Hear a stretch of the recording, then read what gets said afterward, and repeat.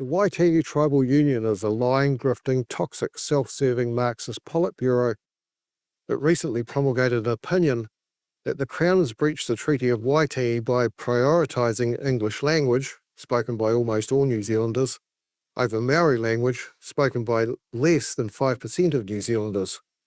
This report is again substantial evidence of the urgent need to dissolve the Waitangi TribalUnion. The report complains about English language being prioritised over Maori, but in their report, the TribalUnion prioritises Maori language over English, placing Maori first in the report, followed by the English version. And in the English version, the TribalUnion prioritise Maori names over the English names of government departments that they are referencing. They use Maori words such as te reo instead of the language in the English language version, and they also prioritise the word tiriti over treaty in the English version, but they don't mention the word treaty at all in the Maori language version.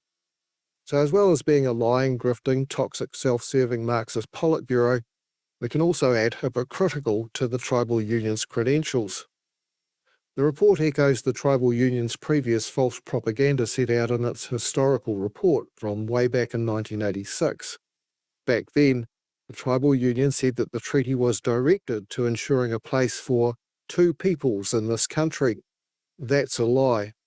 The treaty is aimed at ensuring a place for one people in this country, one people known as New Zealanders in this country, ironically called New Zealand. That's why the treaty conferred subjecthood on the native population when the Crown extended its sovereign territorial jurisdiction to the New Zealand Islands in 1840. Hobson said, "We are one people."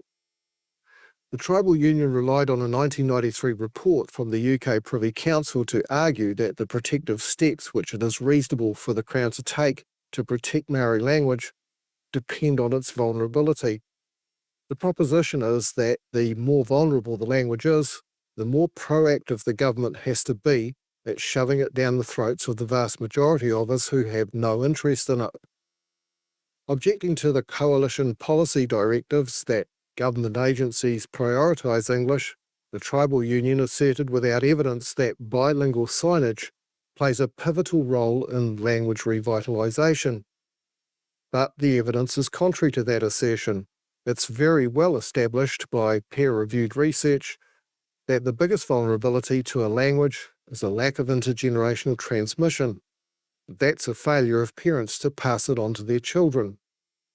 Now that's a choice which parents are free to make, and if Maori language is vulnerable in that regard, it's a contradiction to the proposition that Maori language is considered a treasure. A democratic government in a free society has no business forcing people to teach their children a particular language at home.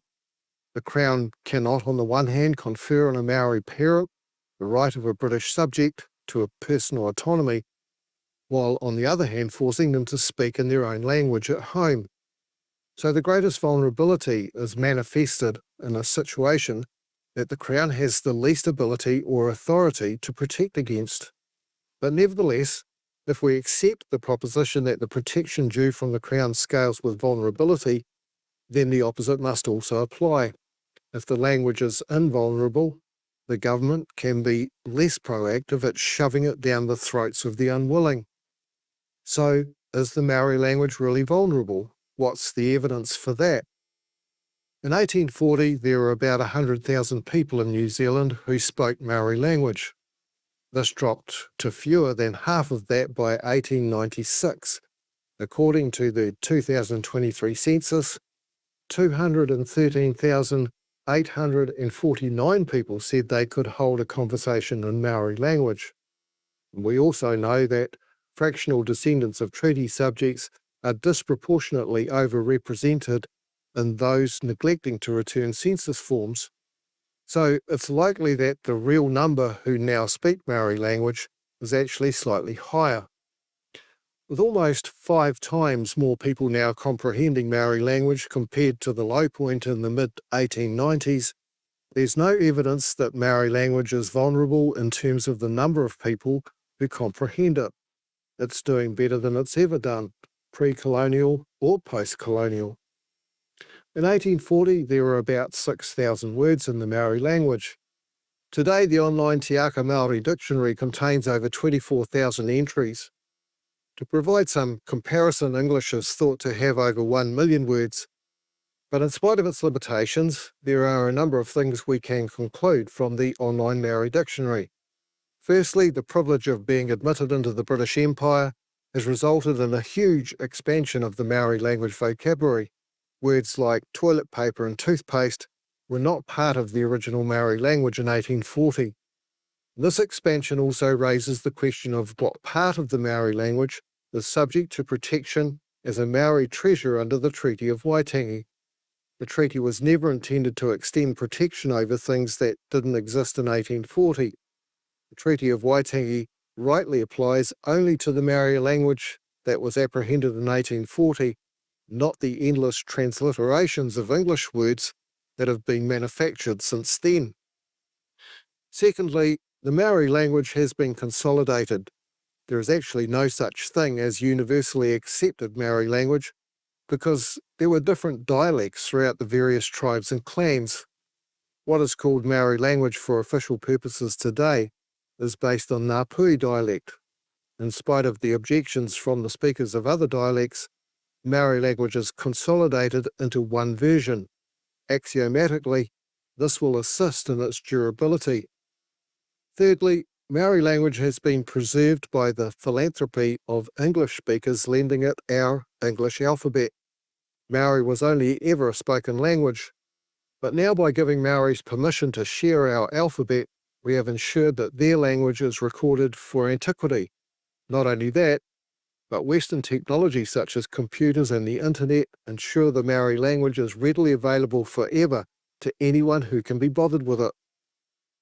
The Tribal Union has also failed to recognise in its report that the Treaty of Waitangi leaves the authority over Maori treasures with Maoris.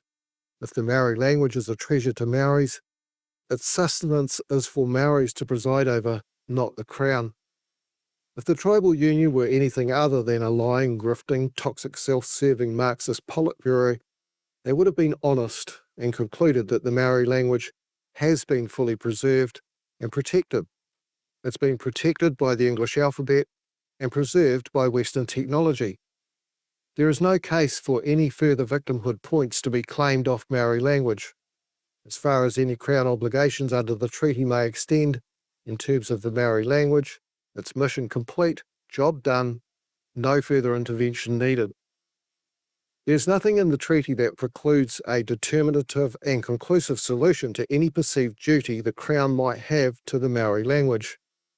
There's estimated to have been over 35,000 languages lost to antiquity, but due to English generosity and Western technology, Maori language is preserved for all time.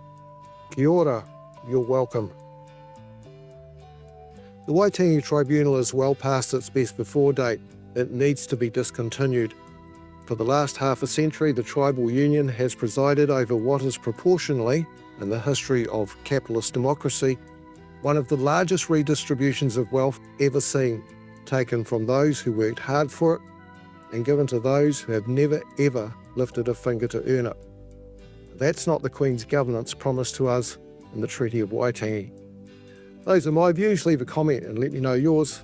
Thanks for watching. Give us a like, would you, and do hit subscribe to be notified of new content as it drops. See you next time.